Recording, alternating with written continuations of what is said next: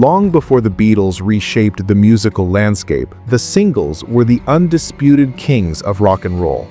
A band's success depended on those 3-minute bursts of radio-ready energy, the tracks that labels pushed, DJs played, and fans memorized. But when the Fab Four arrived, they began to bend that entire system to their will. Their albums didn't just support their singles, they became cultural events in their own right. And remarkably, even the songs they didn't release as singles often outshone the biggest hits of their peers. Hello, good old friends. Welcome back to our channel. It's so great to see you here again. We hope you're doing well and still enjoying all the videos we created for you. That's where the real magic lies. The Beatles' catalog is filled with tracks so enduring and universally loved that it's easy to assume they were massive chart toppers. Classics so familiar, so deeply woven into pop culture that the idea of them not being singles almost feels like a mistake.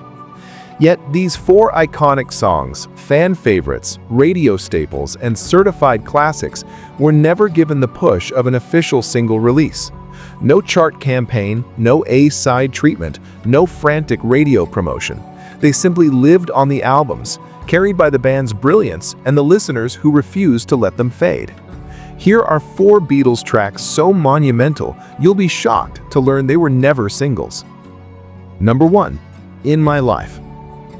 I remember all my life, though some... In the early half of their recording career, the Beatles followed a distinctive tradition in the British music industry. Singles and albums occupied separate territories. Singles were crafted and released to dominate the charts and radio airwaves, while albums became the home for material that wasn't expected to pursue commercial glory. The rule wasn't absolute, but it held strongly enough that a masterpiece like In My Life existed only as an album track, tucked into the heart of Rubber Soul without any promotional spotlight. Ironically, that quiet placement helped the song's legacy grow even larger. In My Life isn't just another Beatles ballad, it's one of the first moments where their songwriting matured into something reflective, poetic, and deeply personal. John Lennon's lyrics about memory, loss, and lasting affection mark a turning point in the band's emotional vocabulary. His vocal performance, understated yet filled with vulnerability, gives the impression of someone speaking directly from within, without any need for ornamentation. Had the Beatles released it as a single, it's almost certain it would have climbed straight to number 1. Yet its journey was instead carried forward by word of mouth, by the full album listeners who recognized its quiet brilliance, and by generations of musicians who felt compelled to reinterpret it. In My Life has been covered endlessly by pop singers, jazz vocalists, folk artists, and even classical musicians. But no matter how beautifully those versions are delivered, none surpass the disarming honesty of Lennon's original take. His voice, paired with George Martin's elegant Baroque-style piano solo, remains definitive. Number 2. A Day in the Life. I read the news today, oh boy. When the Beatles originally separated singles from albums, the motivation was largely commercial, a way to maximize sales without overlap. But by the time they started working on Sgt. Pepper's Lonely Hearts Club Band, that separation became something much more serious, a statement of artistic unity. They envisioned Sgt. Pepper's as a complete experience, a singular work where no track should be extracted to serve a purely commercial purpose. In the midst of this creative revolution stands A Day in the Life, arguably the most ambitious piece they have ever recorded. A rare, full collaboration between Lennon and McCartney, the song stitches together 2 contrasting worlds: Lennon's dreamy, haunting reflections and McCartney's energetic slice of everyday routine.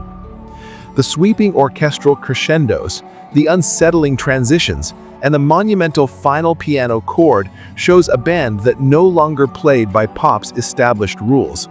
As a standalone song, A Day in the Life functions perfectly. It remains one of the most requested tracks on classic rock radio.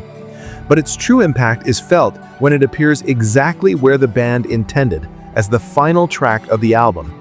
After the spirited burst of Sgt. Pepper's Reprise, the quiet guitar that opens A Day in the Life feels like a curtain lifting into a new dimension.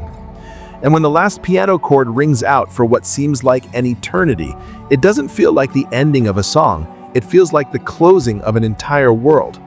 Releasing it as a single would have undermined the very artistic statement the Beatles were trying to protect. Number 3. Back in the USSR. Was on my knee, man, I had a dreadful fight. I'm back in the USSR. If Sgt. Pepper's demanded wholeness, the White Album embraced chaos. It is sprawling, unpredictable, and full of stylistic contradictions. A collection of 30 tracks that often feel more like individual creative blasts than pieces of a unified concept. Because of its eclectic nature, many listeners find it surprising that the Beatles didn't pull obvious hits from it for single release. Back in the USSR is the clearest example.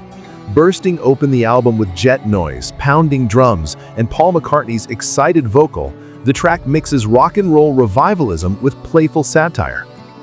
Its Beach Boys-inspired harmonies, driving energy, and instantly memorable hook make it sound like a ready-made radio anthem. Yet the band decided to keep the album untouched by the commercial machinery of singles, perhaps recognizing that the White Album worked best as a chaotic collage. Still, history has a sense of humor. Back in the USSR eventually became one of McCartney's most enduring live staples.